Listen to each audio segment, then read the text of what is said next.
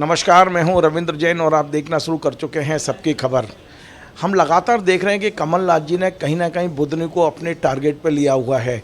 बुधनी के कोई भी नेता आ रहे हैं, उन्हें बड़े तामझाम के साथ मध्य प्रदेश में यहाँ प्रदेश कांग्रेस कार्यालय में एक मजमा जमा के ज्वाइन कराया जाता है।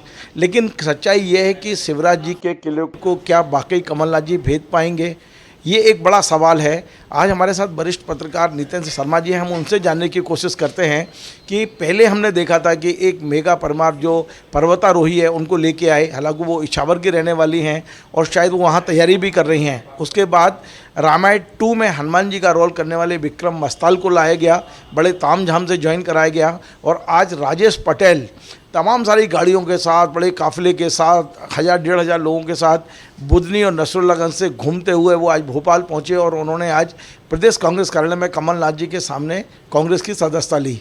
वही सवाल है कि बुधनी जो कि शिवराज जी का गढ़ है, किला है, क्या उसे भेदने की क्षमता इन लोगों में है? आपका बहुत बहुत स्वागत है नितेंद्र जी। नितिन जी, ये कमलनाथ जी का एक क्या टारगेट है, जबकि ये भी माना जाता है कि ये दोनों मित्र भी हैं, कमलनाथ जी और शिवराज जी। लगातार कमलनाथ जी ये टारगेट कर रहे हैं कि बुधनी का जो भी कार्यकर्ता मिलता है बड़ा तामझाम से ज्वाइन कराया जाता है।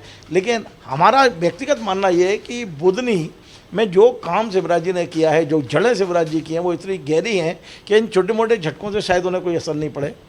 देखिए, स्वाभाविक रूप से जब चुनाव होता है और जब चुनाव करीब आता है तो जो भी बड़े नेता होते हैं उनको टारगेट किया जाता है।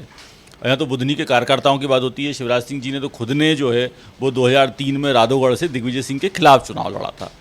पिछला चुनाव अरुण यादव ने लड़ा था, मतलब कांग्रेस के एक बड़े नेता को बुधनी से चुनाव लड़ाया गया था। तो स्वाभाविक रूप से इसका एक कारण ये होता है कि सबको पता है कि इसको हराना संभव नहीं है, ऐसा ना कहें, बल्कि हम ये कहें कि इसको हराना आसान नहीं है। लेकिन ये भी साथ में होता है कि अगर आप नेता को क्षेत्र में बांध सकते हो, आप थोड़ा रोक सकते हो, तो इसलिए एक जैसे कहें कि इस तरह की प्रेशर की पॉलिटिक्स की जाती है कि वहाँ के नेताओं को या वहाँ पर, इसलिए किसी बड़े नेता को कई बार ये होता है कि किसी बड़े नेता के खिलाफ इसीलिए लड़ाया जाता है कि उसको वहाँ पर बांध सकें। तो हो सकता है कि मध्य प्रदेश में भी शायद बुधनी को या सीहोर को या इछावर को इसीलिए टारगेट किया जा सका है कि भाई कुछ नेताओं को जो है, अगर मान लीजिए वो 2 दिन अपने क्षेत्र में ज़्यादा दें तो हो सकता है इसका दूसरे क्षेत्र में ना जा पाएँ। इसलिए इसका होता है क्योंकि ये राजनीति में एक अंडरस्टैंडिंग होती है कि सबको पता है। जैसे छिंदवाड़ा में बीजेपी लगातार कोशिश कर रही है, बीजेपी भी खूब रैली कर रही है, सब कुछ कर रही है, लेकिन छिंदवाड़ा में ये सबको पता है कि कमलनाथ जी जो हैं उनका अपना प्रभाव है, उनका अपना प्रभुत्व है। तो वही स्थिति बुधनी में शिवराज जी की, ये बात कमलनाथ जी भी जानते हैं, ये बात कांग्रेस भी जानती है। लेकिन स्वाभाविक रूप से जब चुनाव आता है तो कैसे करके एक दूसरे को प्रेशर में लाया जाए, इसलिए इस तरह के प्रयास होते हैं। हाँ, एक सवाल और है कि ये जो जितने भी नेता बुधनी से आ रहे हैं ये एक बड़ी भीड़ लेकर आ रहे हैं। आज तो 100-150 गाड़ियाँ थी और कांग्रेस कार्यालय में एक बड़ा मजमा टाइप आज हमने देखा है। ये भी हमने देखा कि पिछली बार अरुण यादव के आने के बाद भी शिवराज जी सिर्फ फॉर्म भरने गए थे और फॉर्म भरने के बाद लास्ट के 1 या 2 दिन वहाँ पहुँचे हैं, उसके बाद भी बम्पर वोटों से जीते हैं। तो जब इतनी गहरी जड़ें हैं तो ये लोग जो जितने नेता अभी आ रहे हैं इनका कुछ प्रभाव होगा क्या वहाँ पर? और ये जो सब लोग भारतीय जनता पार्टी से जुड़े रहे हैं, शिवराज जी से जुड़े रहे हैं, शिवराज जी की टीम के टूटने का क्या कारण है? बुधनी में क्यों टूट रहे हैं ये लोग?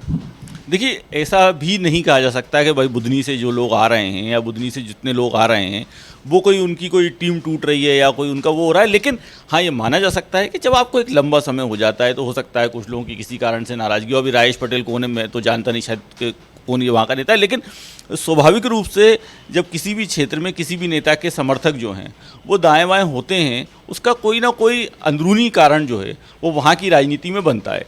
तो स्वाभाविक रूप से, और बुधनी से व्यक्ति आ रहा है तो उसको कांग्रेस प्रदर्शित ना करे तो कांग्रेस तो विपक्ष में, स्वाभाविक रूप से कांग्रेस के लिए तो एक अपॉर्चुनिटी है कि एक विधानसभा क्षेत्र से, जो मुख्यमंत्री का विधानसभा क्षेत्र है, यदि वहाँ से कोई भाजपा का छोटा नेता भी शामिल हो रहा है कांग्रेस में तो कांग्रेस को उसको बढ़ा के दिखाना है, क्योंकि कांग्रेस भी ये चाहेगी कि ये मैसेज सब जगह जाए कि हमारे पास इस क्षेत्र से भी नेता कांग्रेस में शामिल हो रहा है। क्योंकि जिस तरीके से लगातार नेता कांग्रेस में आ रहे हैं उसमें यदि बुधनी से भी कोई आ रहा है तो कांग्रेस उस बात को दिखाएगी, क्योंकि स्वाभाविक रूप से वो उनके लिए एक अपॉर्चुनिटी है और वो उस अपॉर्चुनिटी को मिस नहीं करना चाहेंगे। एक आखिरी सवाल ये है कि ज़्यादातर हम देखा है कि एक परिवार के 2 लोग अलग अलग दलों में रहते हैं लेकिन पारिवारिक संबंधों को बना के रखते हैं।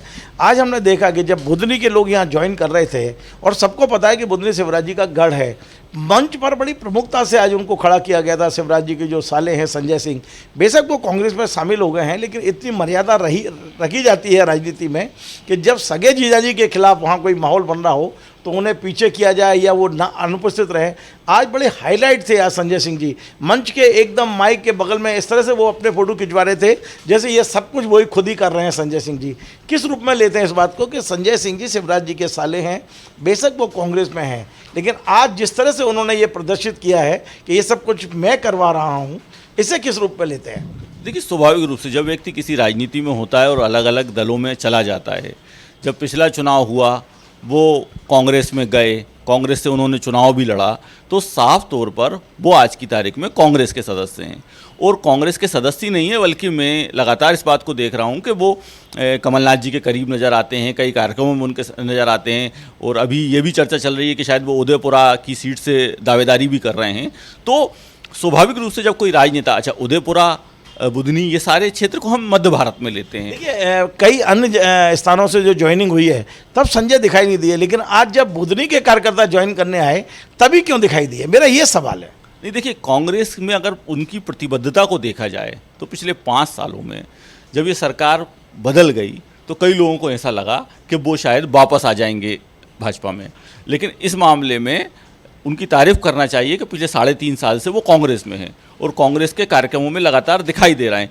तो स्वाभाविक रूप से यदि वो व्यक्ति रायसेन जिले में राजनीति कर रहा है तो सीहोर जिला, रायसेन जिला, ये सब जो मध्य भारत का क्षेत्र है, वो यहाँ पर जो लोग आए होंगे कहीं ना कहीं वो उनके टच में होंगे। तो इसीलिए इसको ये माना जा सकता है कि जब राजनीति में आप किसी दल के साथ रहो तो उसके साथ प्रतिबद्ध रहो, और शायद यही कारण है कि वो अपनी प्रतिबद्धता दिखाने वहाँ पर मौजूद होंगे। बहुत बहुत धन्यवाद। तो ये थे नितेंद्र शर्मा जी, इनका साफ साफ कहना है कि शिवराज जी और कमलनाथ जी के गढ़ ऐसे हैं, इन्हें भेदना आसान नहीं है, बेशक प्रयास विपक्षी दल के नाते कोई भी करे। ये जो असर है, बहुत ज़्यादा असर इन सब चीज़ों का चुनाव में होगा, इसकी उम्मीद उन्हें बहुत कम है। आपको हमारा ये कार्यक्रम पसंद आए वैसे शेयर करें, लाइक करें, कमेंट करें, और आपसे बार बार निवेदन है हमारे चैनल को सब्सक्राइब अवश्य करें। धन्यवाद।